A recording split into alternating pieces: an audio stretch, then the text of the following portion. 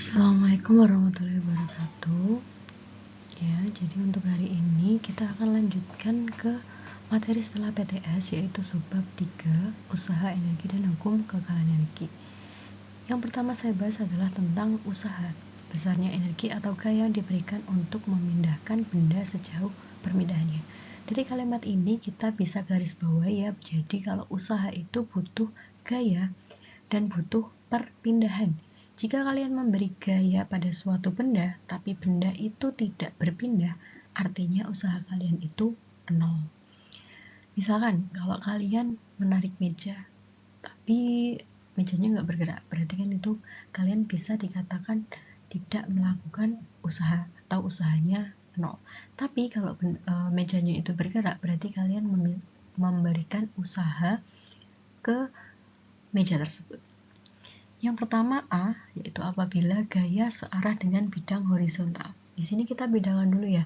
Ada bidang horizontal sama bidang vertikal. Kalau bidang horizontal itu berarti dia yang searah dengan sumbu X. Sedangkan bidang vertikal berarti dia itu bidang yang searah dengan sumbu Y. Di gambar yang sudah saya berikan di sana ada sebuah gaya F yang arahnya ke kanan. Jadi itu ada balok diberi gaya F dan dia akan berpindah sejauh S. Untuk F itu adalah gaya, S itu adalah perpindahan. Usaha akan bernilai positif jika gayanya searah dengan perpindahan. Tapi kalau nilainya negatif, itu bukan berarti usahanya minus, tapi hanya arahnya yang berlawanan dengan perpindahan. Jadi misalkan, pindahnya ke kanan, tapi gayanya ke kiri. Berarti kan nanti ada perbedaan arah di situ, makanya usahanya bisa negatif. Jika kedua gaya sama besar dan berlawanan arah, maka usahanya nol. Nah, di sini kita katakan bahwa misalkan ada gaya ke kanan, misalkan kalian itu tarik tambang gitu ya, gampangannya ya. Ketika kalian tarik tambang yang ke kanan dan ke kiri itu gayanya sama besar, otomatis batas tali yang ada di tengah itu kan tidak berpindah. Nah, itu bisa dikatakan usahanya nol. Atau kalau misalkan kalian juga ada tembok tuh, kalian coba dorong, kalian coba tarik, mau kalian sekeras apapun kan tembok itu tidak akan bergeser. Jadi bisa dikatakan kalau usahanya adalah nol. Untuk persamaan usaha kita tuliskan sebagai W sama dengan sigma F dikali S. W sama dengan sigma F dikali S. Untuk W itu adalah usaha, satuannya Joule, sigma F itu adalah resultan gaya dalam Newton, dan S itu adalah perpindahan. Nah, kalau di soal itu sudah diketahui besaran gaya dan besaran perpindahannya, berarti kalian bisa langsung pakai rumus ini. Tapi misalkan di soal itu belum diketahui gayanya, berarti kalian tinggal pindah ke persamaan gaya. Kalian cari dulu gayanya, di mana gaya itu adalah F sama dengan M dikali A. F itu adalah gaya, M-nya massa dalam kilogram ya, dan A-nya itu adalah percepatan. Misal, kalau nggak ada lagi nih, nggak punya massa, nggak punya percepatan, tapi misalkan dia punya massa dan searah vertikal, atau kalau searah vertikal itu yang bekerja adalah percepatan gravitasi. Kita bisa gunakan persamaan gaya, di mana gaya itu adalah gaya berat atau W. W dirumuskan dalam M kali G. M itu adalah massa dikali G percepatan gravitasi.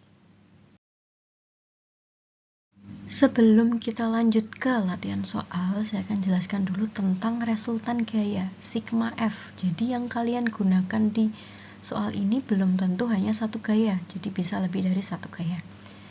Oke, yang pertama, hanya ada satu gaya yang dikenakan pada benda.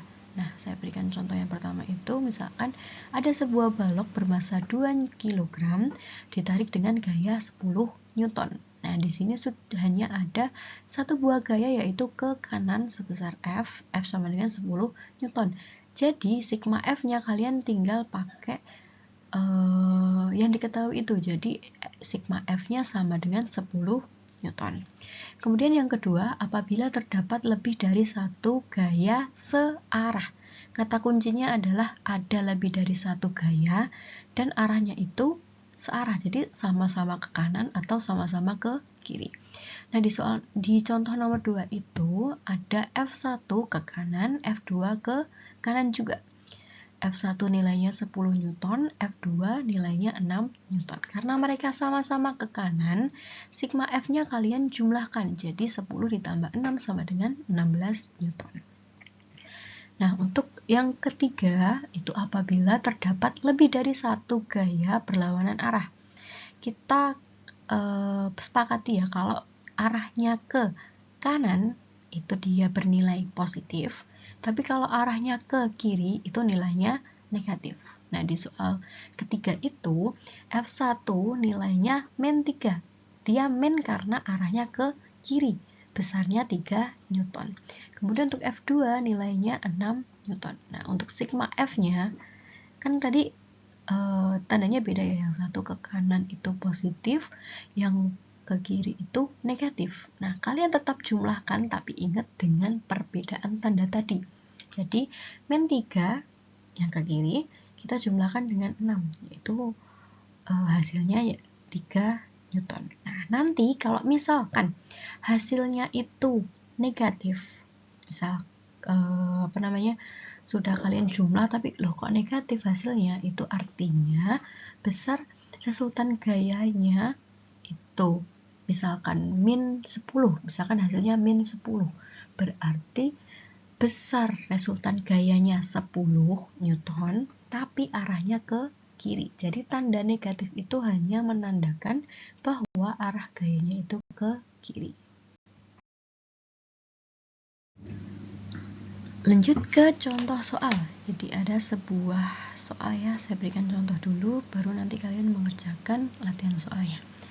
Raka mendorong sebuah box bermasa 5 kilo dengan gaya 50 Newton. Jika box bergerak sejauh 4 meter, maka tentukan usaha yang diberikan oleh Raka terhadap box. Seperti biasa kita tulis diketahui, ditanya sama jawabannya. Diketahui tadi ada box bermasa 5 kg, berarti massa itu kita tulis sebagai M sama dengan 5 kg. Kemudian gaya itu adalah F besar, F sama dengan 50 Newton. Dan bergerak sejauh ini adalah perpindahannya. Jadi box kan tidak mungkin bergerak sendiri, tapi gara-gara didorong oleh Raka dia jadi berpindah 4 meter. Jadi kita tulis sebagai S sama dengan 4 meter. Yang ditanya adalah usaha W, kemudian karena kita sudah punya gaya, sudah punya perpindahannya, kita bisa langsung pakai rumus yang pertama, yaitu W sama dengan sigma F dikali S. Sigma F-nya karena hanya ada satu gaya, otomatis kita bisa langsung pakai. Jadi tinggal kita masukkan angka 50 dikali S-nya tadi 4. Jadi usaha yang dilakukan oleh Raka itu sebesar 200 Joule.